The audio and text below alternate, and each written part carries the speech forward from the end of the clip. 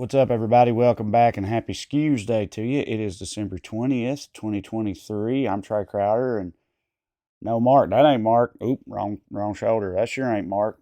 That's some poor dead buck bastard back there. No, I know everything else is different about this. For one thing, not live, just so y'all are aware. This is pre recorded.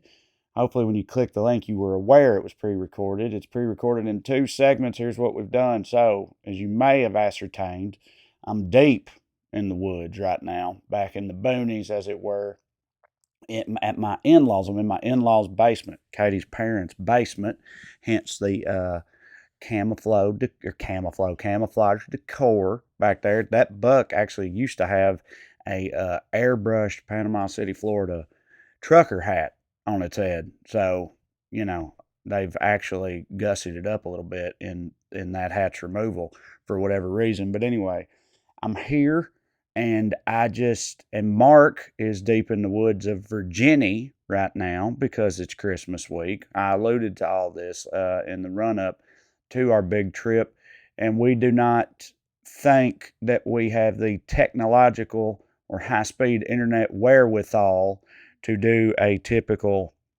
Skews episode, and it being live.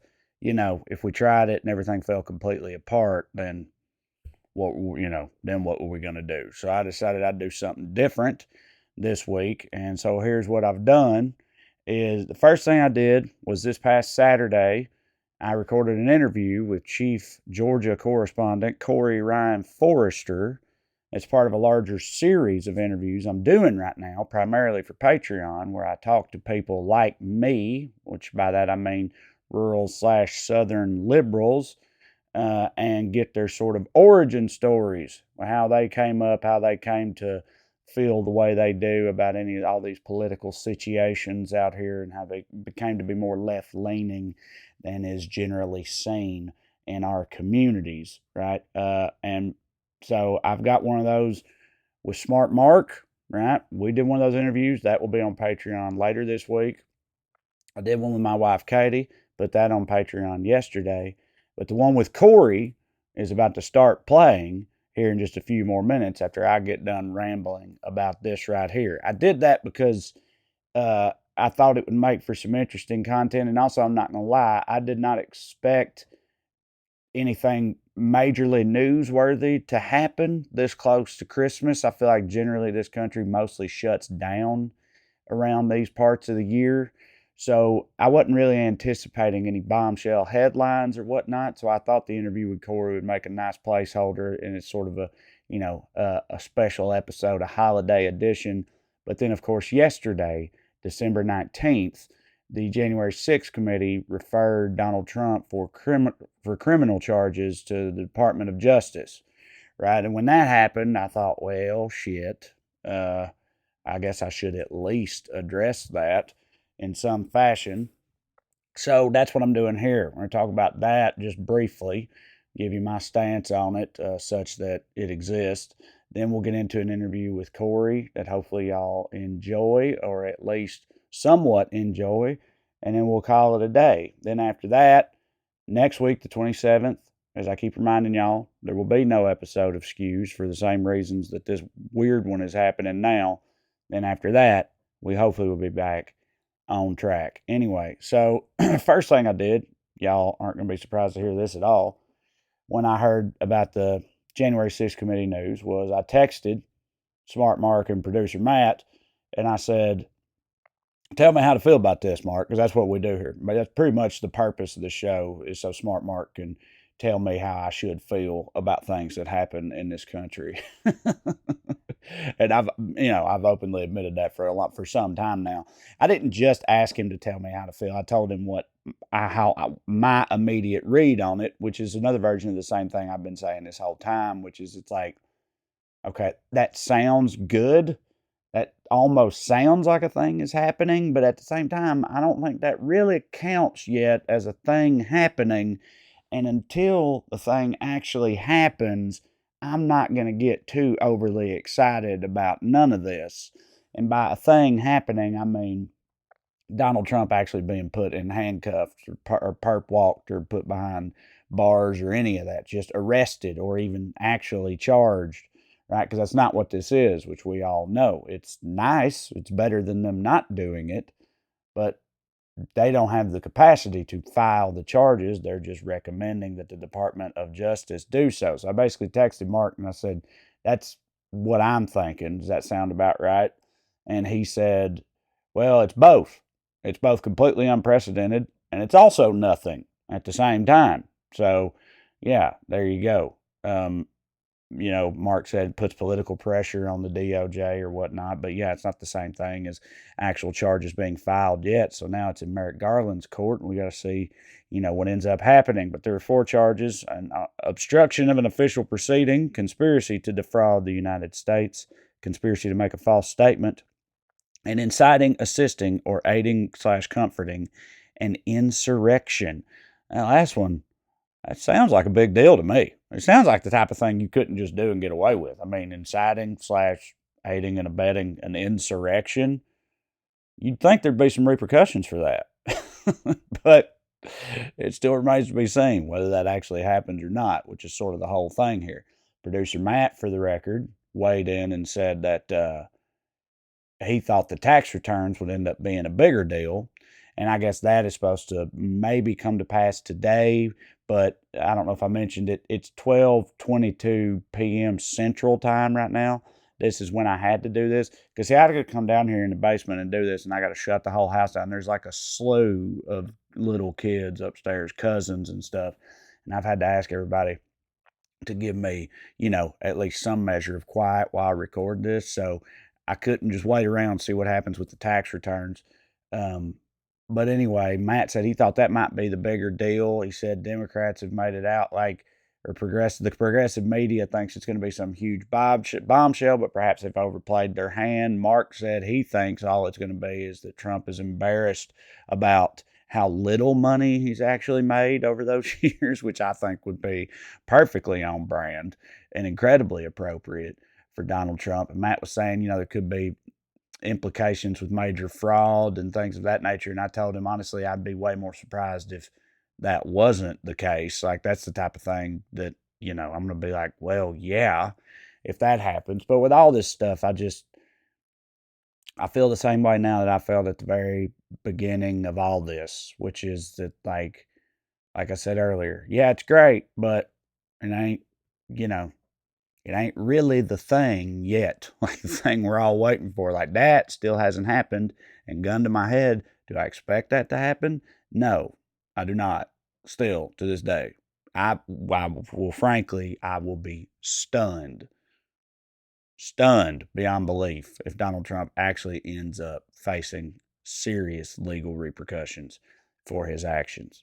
But obviously, I hope he does. It'd be a wonderful Christmas present for this wounded and in need of healing nation that we have. But yeah, I'll believe it when I see it. That's pretty much how I feel about that right now.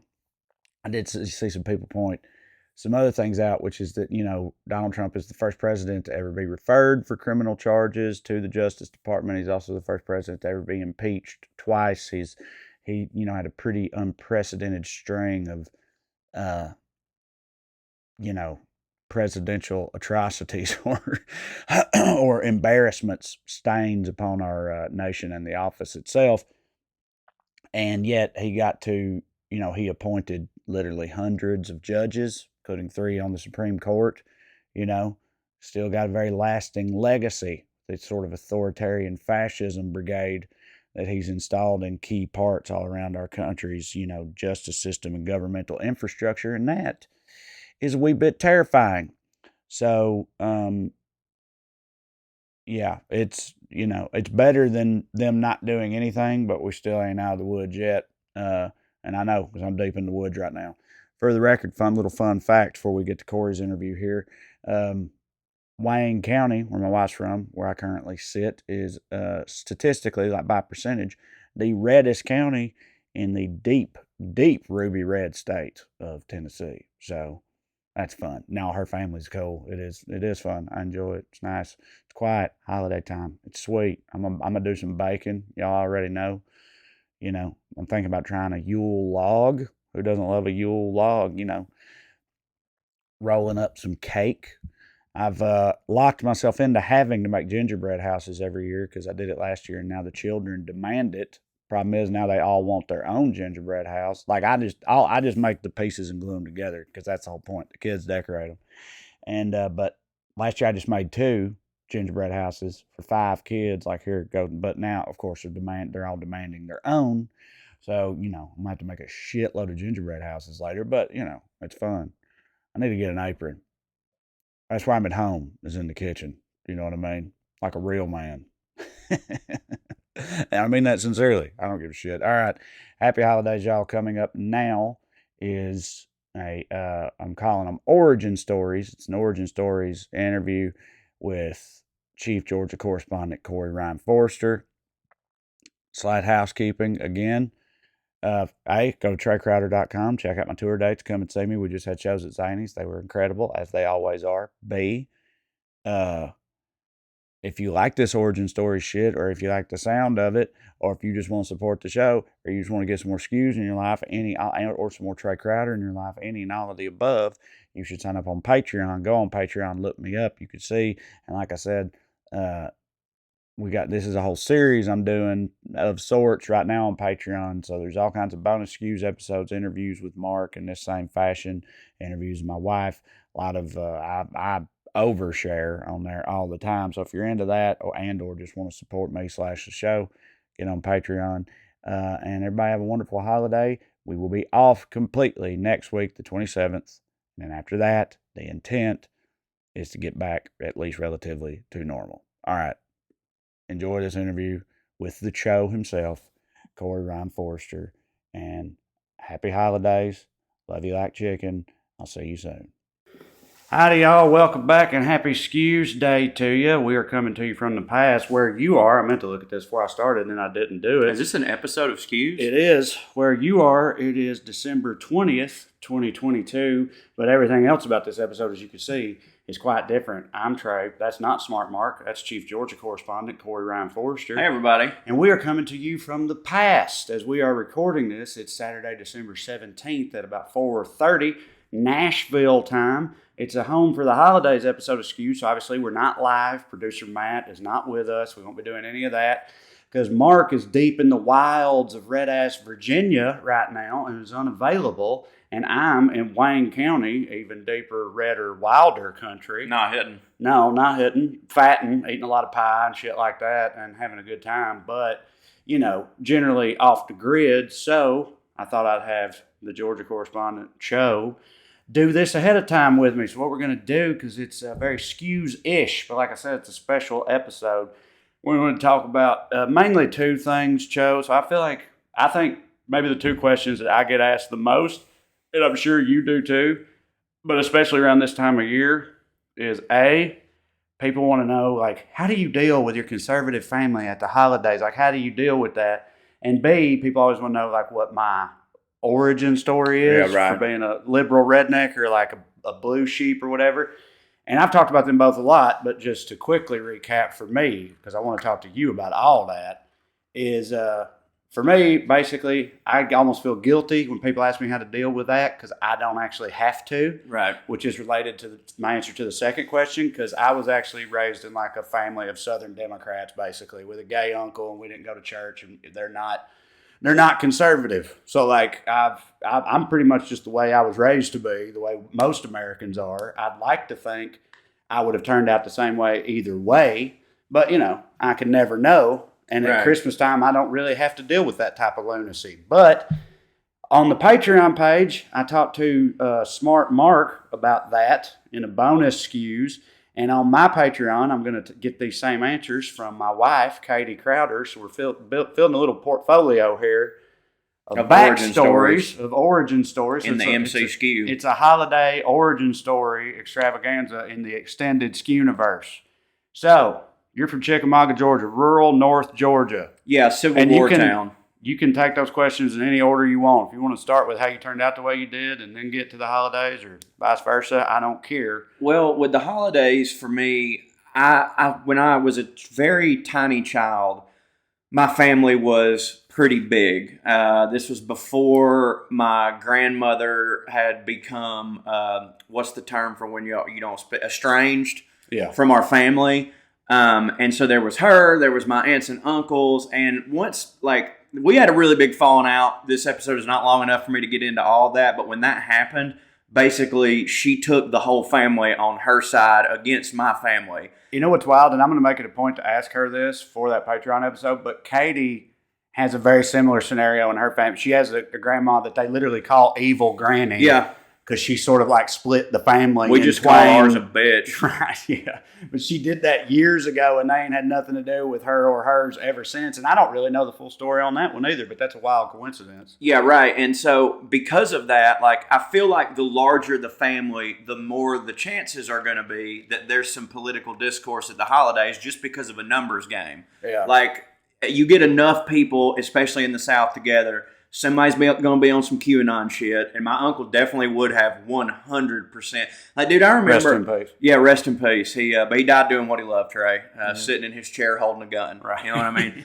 I think I sent y'all this a couple years ago. My uncle was just wild in the things that he hated. Like, I remember a couple years ago on the Super Bowl, he sent me a text message that says, "I don't give a fuck what no one says. Fuck Bruno Mars, that skinny little bitch." I fucking, like, it just was going in on Bruno Mars, and I have to assume that the only reason that he didn't hit for him is because he was a different color and performing at the halftime of the Super Bowl. Sure. So you take away all those just people. don't like Hawaiians? Yeah, I guess. Is he Hawaiian?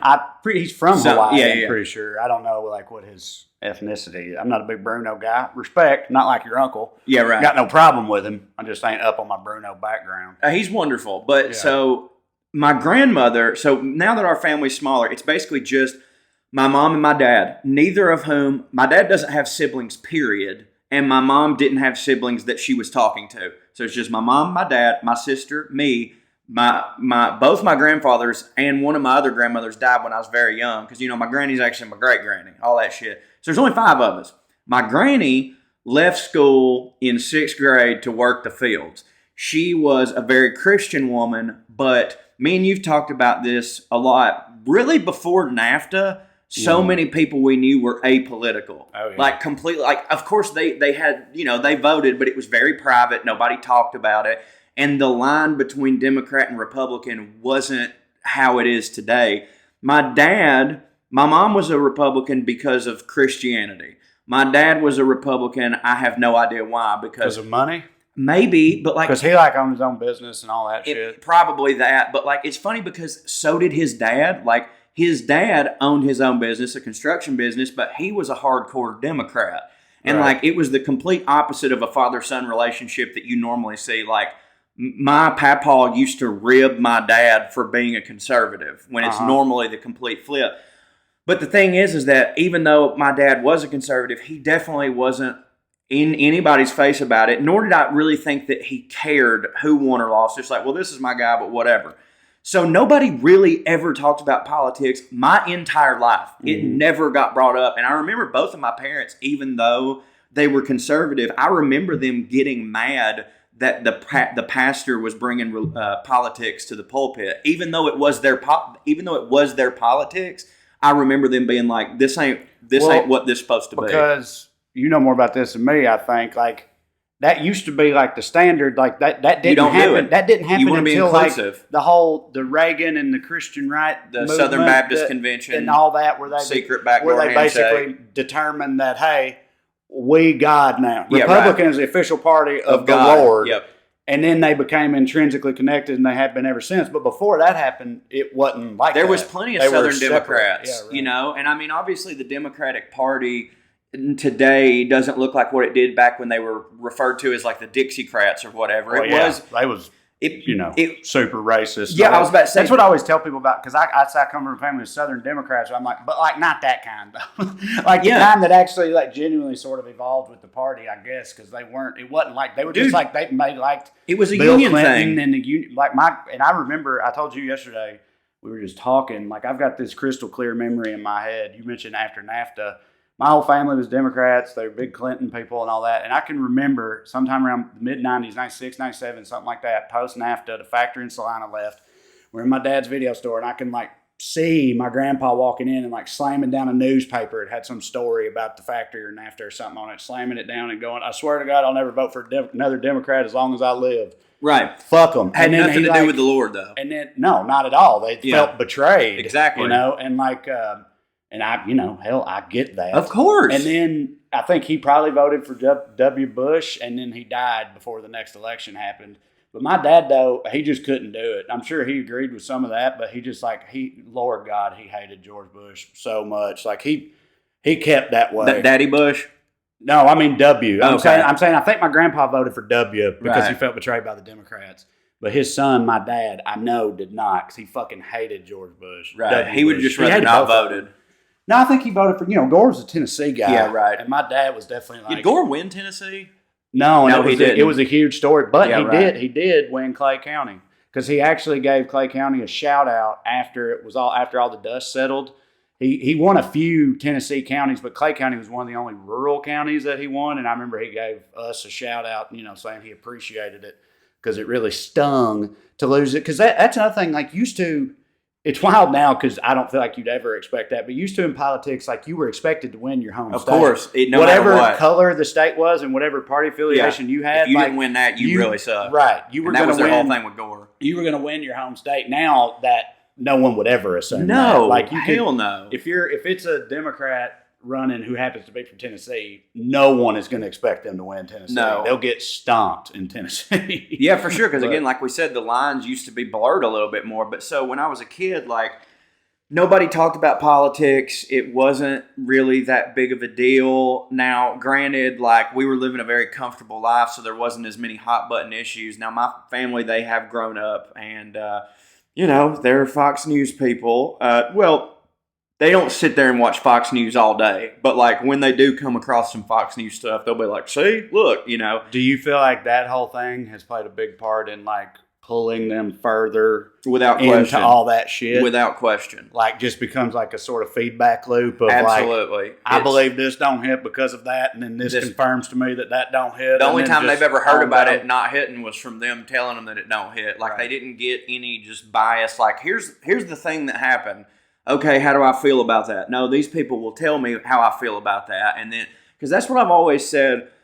Like the difference between Republicans and Democrats in terms of the people that belong to either party hating the person of the other party. Republicans, the thing that they hate about Democrats is always this completely fictionalized boogeyman that like they go, Right. no. Of course but what they really want to do is get in secret and then start socializing. It's always made up stuff that no Democrat actually does. Whereas the stuff that I hate about Republicans is the shit that actually comes out of their mouth. All the like I time. don't have to get the CNN spin. I Right. just watch Them talk.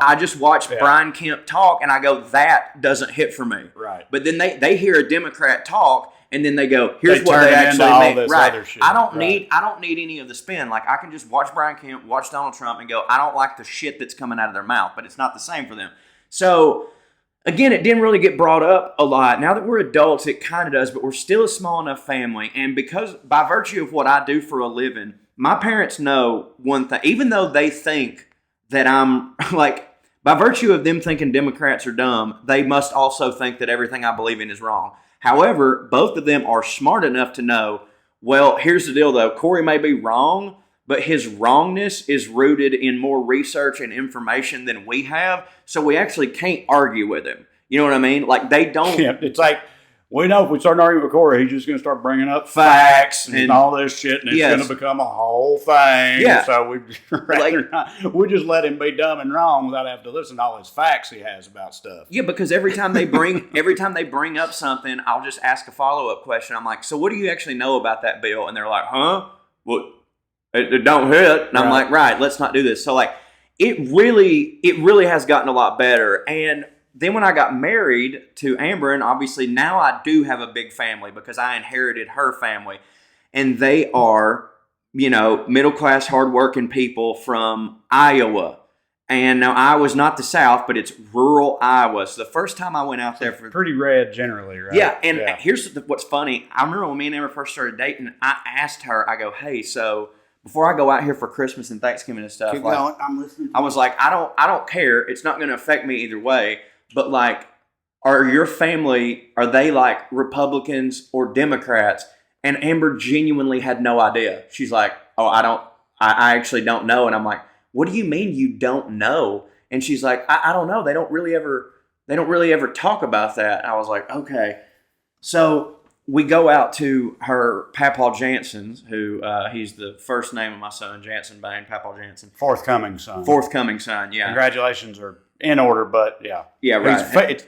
He's a fetus named Jansen Bain. That's true, a fetus named Jansen I don't want people to hear that and be like, wait, hold up, what? Oh, no. He got a son? Hey, I'm totally fine if Amber wanted to kill it right now. They can kill her well, we too, love that. and me. Yeah, right. That's fine. Yeah, murder us all. Yeah, killing fetuses is what's up. It rules. But yeah, no. So anyways, the namesake of the baby. The namesake of the baby. We're going out there to the farm, the corn farm in Iowa, and I'm like, I just have to assume that this is how this is going to go. So we get there, and of course, sweet people, and a lot of people think, oh well, all Republicans are evil. They you know when you watch a movie and they're showing like hardcore conservatives, they exclusively show the ones that are foaming at the mouth, burning a cross, but never what the more realistic thing is a bunch of super sweet, friendly people who then, once you ask them what their opinions are, they're like, slavery wasn't that big of a deal. That's but so like, true, but like on the outside, they look like nice enough people. Like most of the time, super racists fool you by being like, no, they were sweet. What are you talking about? That's so true. That's so true. So they're all sweet looking at them like this. Here we go. And we're sitting down, and we were flipping through the channel to get to some college basketball, because her papa's a big college basketball fan. And he stopped on Fox News, and Trump was talking, and he just goes, well, that guy. And I'm thinking like, oh, God, here we go. Here we go. And he goes, I tell you what, he is just about one of the most obscene garbage people I have ever met. And he doesn't cuss. He's from Iowa. He's like, gee, golly, gosh darn it, whatever. And I'm sitting there, I'm like, wait, what? And he goes, I don't like this. If you like him, that's totally fine. I go, I hate him. And they go, yeah, we hate him too. And so I found out that like, at least that side of Amber's family, he was a postal worker. He was a union guy. You know what I mean? Yeah, he drove the school bus for the county school. And like, so he was not in any way a Trump person. And then the rest of the people on the other side of the family, they're not super pro-Democrat. They literally hate all of them. Yeah, and I was like, dude, I can get with that. Was the South. I feel like that used to be very like the predominant fuck them all stance. I feel like when I was a kid in the South was generally they're all full of shit. None of to hell with all of them. Basically. Which I agree with, except for you do have to pick, and one of them is less bad than the other. And if you, especially now, if you genuinely can look me in the face and tell me that one party is not worse than the other, you have no sense. But I can get down, dude, the people who say fuck them all, you want to party with those folks. Those are fun people to be around. So they're all like that. So now we spend our whole Thanksgiving out there where I swear to you, politics literally doesn't get brought up one single time in any of the family things. So since you said this, right, because in the Smart Mark episode of this series, which is on the Patreon, weeklyskews.com/more, he brought up, he was like, honestly, this question almost doesn't even compute to me because, like, my whole life, this is Mark saying this, he's like, my whole life, like, people were not really talking about politics. And also you think about it's like, that's a classic, classic rule. Don't discuss religion or politics, whatever. And it's like, unless you're French, the French do it. We found that out on Putting on Airs, our sister podcast, which you should also watch, getting all the plugs in. Anyway, but I told him, I was like, no, I hear you because, so a similar thing, relatively early in me and Katie's relationship, I mean, we've probably been together 4 or 5 years at this point, but she's got some pretty hardcore conservative people in her extended family, and they're also big, they were back then, huge Duck Dynasty fans. Yeah. And do you remember when the Duck Dynasty Papa, the patriarch of the Duck Dynasty family, started talking shit about the gays and stuff publicly? Sure did. How it was gross. Led to that Bill Burr bill. Yeah. What did you think he thought? Yeah. Right. When that was all happening, it was like leading into the holidays. Yeah, that ain't good. I told Katie, I was like, Katie, I'm gonna tell you right now. I was like, if they bring that up and they start like trashing gays or whatever, I was like, I'm not gonna be able to just sit through that. I was like, I'm gonna say something if that happens, and it may end up causing a scene. And she was like, no, that's fine, but I don't think they will. And then she was right, they didn't. And so like they just didn't bring any of that up, thankfully. But I was so worried, I was like, fucking shadow boxing in the bathroom, getting ready for it or whatever. But like, So that's also been my experience and Mark's and yours, but it happens to people all the time because it's almost like a cliche. It's like everybody got that one uncle at the holidays. It's not and happened people to me. ask me, again, they ask me about it all the time, so I know they're dealing with it. So it's like, it's weird. It's like the people I talk to are all like, yeah, that don't really happen. But then I hear from other people all the time that make it seem like it's incessantly happening. Well, when I would go to Thanksgiving with my sister's in-laws, because we would do that every now and then, because again, we don't have a big family. This was before I married Amber. They would do that. Like, their whole thing was, what they would do, there was like 30 of them. All of them had the same beliefs, and I didn't. And they would gang up on me. Whether it would be like a premeditated thing or not, something would get brought up, and every single one of them would look at me like, those are your people, you know? Mm-hmm. And then I would sit there and take it until it got to some, like, if they brought up gay people or something, I'm like, I can bite my tongue during all the tax shit. I mean, not that I don't believe that morally trying to, like, we should be giving poor people more. I can live with them saying that. But then if they say something about gay people or bathrooms or whatever, I've told my sisters, I'm like, I'll let them say anything they want. But if they come after that, and then what would happen is they'd all be talking about it, ganging up on me. Then I would get on a soapbox and give a stump speech, and then everyone there would be like, he's always got to bring up politics. Yeah, and I'm like, no, I didn't. I was defending myself. Y'all brought up politics. Yeah. It's just that you all agreed with those politics. And that's what people mean. When people say you shouldn't talk about politics at the dinner table, what they mean is if they're different than everybody else. If we all believe the same shit, we talk about it all exclusively. Right. And that happens on both sides too. Right. Like, if you get a room full of all Democrats, they're going to talk about some liberal queer shit. But if it's a divided room, maybe we'd be like, let's just have a good evening. Well, see, so I feel like a lot of times the people that are asking this, I think are people that are constantly find themselves in the situation you just described. Yeah, where ganged it's like up on. They're the token liberal at whatever this gathering is, and then that happens, and they feel ganged up on, and it's like, so they're asking, I don't know what to do in that scenario. So, and you just said what you do, but it don't necessarily work out. You take it until you can't anymore. Exactly. Then you end up blowing up, and then they all blame you for ruining dinner. The only other, the literal only other option you have is to bite your tongue on something you consider morally abhorrent, right, knowing that, like, me saying something isn't going to matter anyways. So, like, and that's true. Like, literally in that situation, when you're 30-1, they believe this thing. You're not going to all of a sudden make a point coming from that space that's going to make them go, we've all so never thought about it that way. If you can't win, then, but at the same time you go, yes, but this is how they go on being, because nobody ever says anything, because that's what always happens. So yeah, they just take it for granted that they represent everybody, that everybody's like them, and they can, right. So you need to push back. It's a lot of conflicting emotions at play. So my point is, and there's almost no way to win. There's no way to win. So like, you either have to just ignore it, or you have to know that Thanksgiving's gonna suck a little bit, you know. But like, I get lucky because, like, it just doesn't get brought up at any of my stuff anymore, because we don't go. You know, I'm sure it does. My sister, who is a, like, closet liberal, you know, she just sits there and takes it. Right. Because, like, you know, she damn sure as a woman ain't in the South, gonna stand up and make some big point. Because, dude, she'll tell me, and like, my sister's mother and father-in-law are not the type of people that would do this. I genuinely love them. But in her mind, she's always coming out from a place of like, listen, I've got their granddaughter, and I'm thinking about her, and I'm thinking about this experience for her. And so, like, what am I, you know, like, I'm just trying to shuck and jive, do my thing. But yeah, I mean, luckily for me, it just doesn't get brought up. But if it does, I just go, you know, what can you live with? And that's basically everything until it gets to the point of you dehumanizing someone else. And then I have to step in and go, okay, God damn it, y'all lost me there. Now, my origin story I was about to pivot to that. Is sort of the reason that I became a liberal person, even though I grew up there, was because of the church, like 100% because of the church. Right, because I've always, like I said, I get asked these questions a lot. You're often with me when we both get asked this question. And so, like, I've always said, I was like, I think the biggest thing for me is that I didn't grow up in the church, so I didn't get indoctrinated in that way, and I missed all that, which is a big part of my whole thing. But you and Drew were both like, yeah, well, we super grew up in the church, and we feel like that is why we are the way 100%. we are, because it like pushed you in the other direction. Yeah, I mean, I didn't really know what Democrat or Republican was when I was a kid. Like, why would I have? You know, I didn't know any of that stuff. All I knew was I went to this church, and I have cousins. Like, all the cousins that I have, all my first cousins are black. Every single one of them.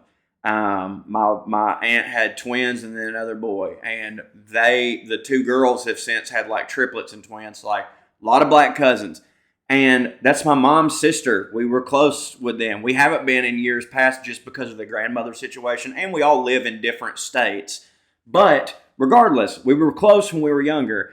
And, you know, they would come to our church sometimes. And when I was super young, we would just all be playing together at church, and I didn't really notice any stuff. Noticing the but shit, when I got a little bit older and started paying attention to stuff, I could visibly see, I'm like, they are being treated different. Well, see, that's what happened to me with the gay. Like, my dad explained to me that Uncle Tim was gay when I was probably 9 or 10.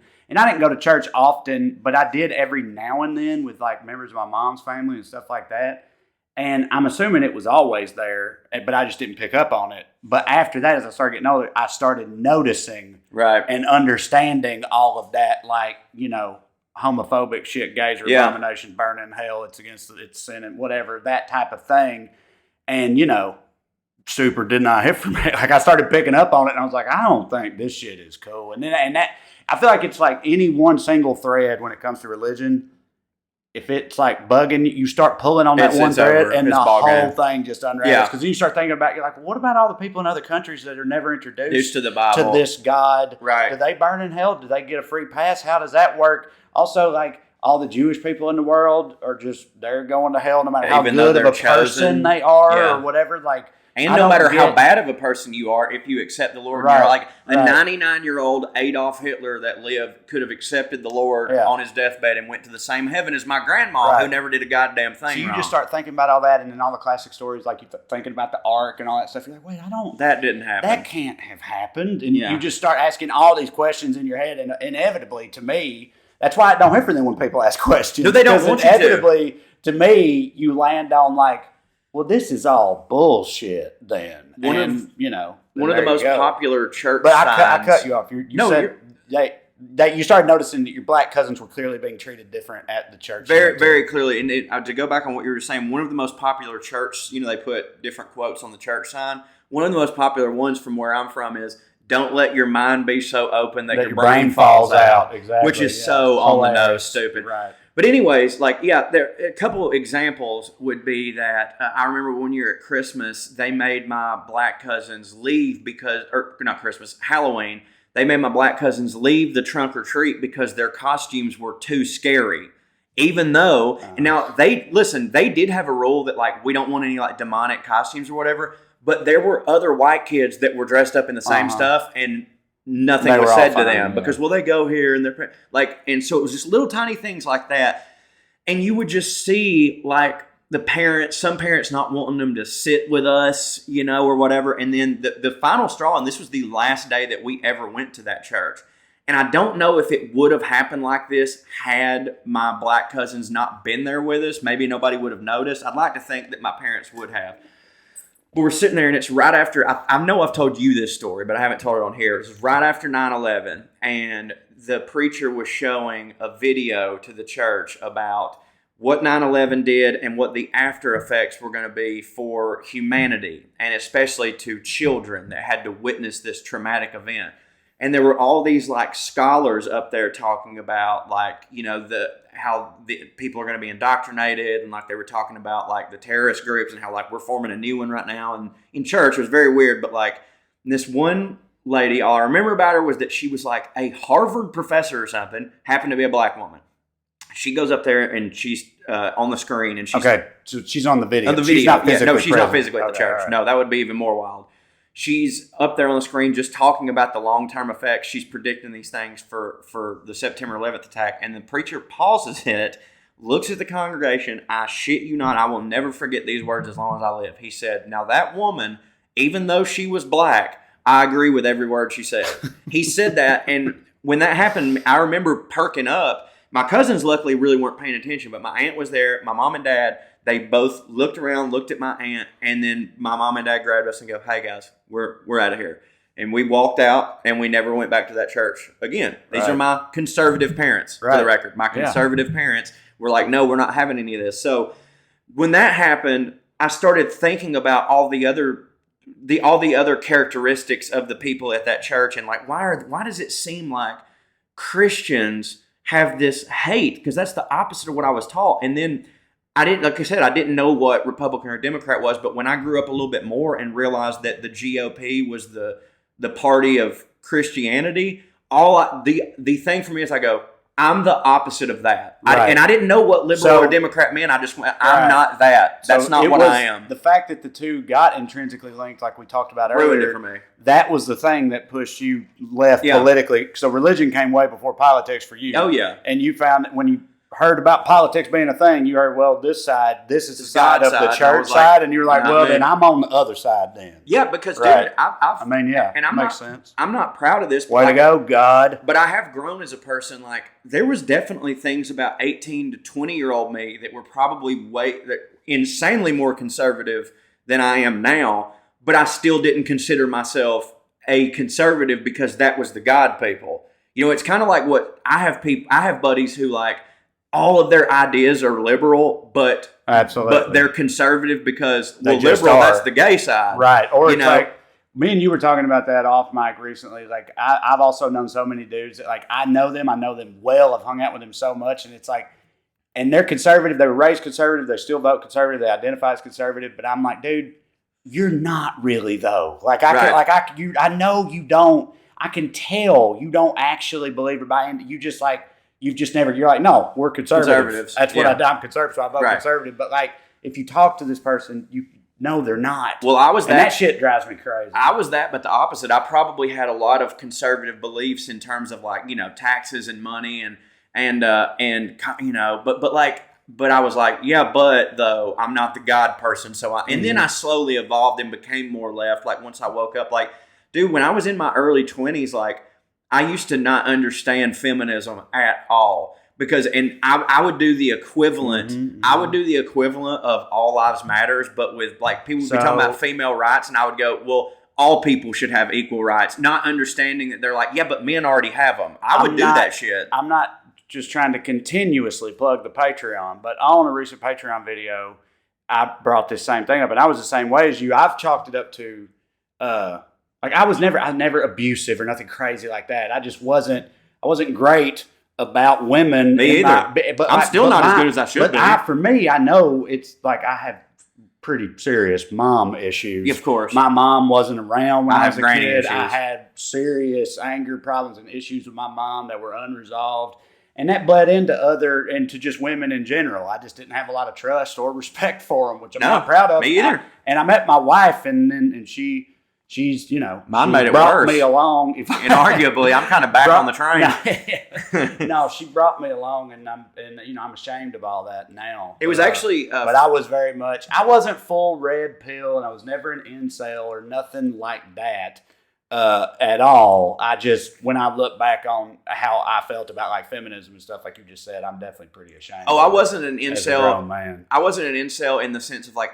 Because incels don't get no ass. I know. Well, it was like a subtle, brag about like, But no, I was getting mine. I was very disrespectful, and I was very misogynistic. And again, like I'm not going to sit here and act like it's kind of like how they'll say things today like, would everyone, no matter how good of a person you are, you have racist things about you that you don't even know, and the reason that you do is because when racism is as systemic as it is, you're participating in it and don't even realize that it's that. Well, I think misogyny is the exact same way. Like, I think that in your mind, you can believe, no, women are equal, but you participate in things that make them not equal. Like, there's been plenty of times in stand-up where I should have stood up more for female comedians, and I didn't. And there was times in my life where I should have, stood up more for the things that were bothering my girlfriends, and I didn't, just because I was like, whatever. But I was like super, like I didn't hit women, I didn't do, but like nothing like that. But I did not, like, I didn't consider their feelings. It was just like, no, we have sex and hang out, and then you leave, and then you know what I mean, like. And I'm not proud of any of that stuff, but I'm also not going to act like that it didn't happen because I think that's a thing that happens in this world too. Is like people can't have grown. I know. You know what I mean? Yeah. Like I was that. Like, and that's what. Like I was not always the liberal little pussy. And again, I still have a long way to go. But like, I hate to admit those things about myself, but I always will because I think it paints a better picture of a person than like, oh, I've been a good person my whole life. Like that's not realistic. Well, dude, I was always the like liberal or weirdo or the queer or any of that stuff like in high school and shit in Salina.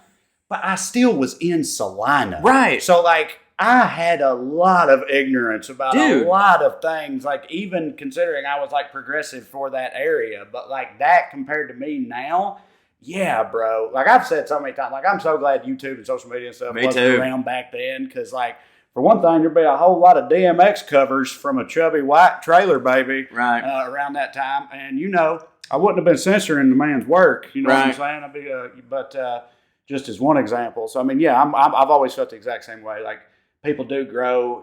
Especially, you got to think about somebody's background, where they're coming from, where they were versus where they are now. Some people get worse, that happens too. For sure. Some people devolve, and that's a shame. I know some of those. Like, no one is really the same, I don't think, in their mid to late 30s as they are at fucking 18. They better 19. not be. And also, I personally feel like if you're not looking back on like cringing 20-year-old you cringing, then something's probably wrong right now. I think most people should probably be at least a little bit ashamed of how they were when they were 20 because that's indicative of growth. Right. There's of course outliers like let's say you're David Hoggs and your stuff like that, but literally that big thing had to happen to them maybe before there's some people that maybe they got it right the whole time. But like for the most part, especially where we're coming from, it's almost impossible to have done that. And the only thing you can do is cut your losses and be like, all right, it's time to cut bait. Like, fuck that, this ain't it. I'm gonna grow as a person. I can't do any I was this way about women. I felt this way about women. I do not feel that way anymore.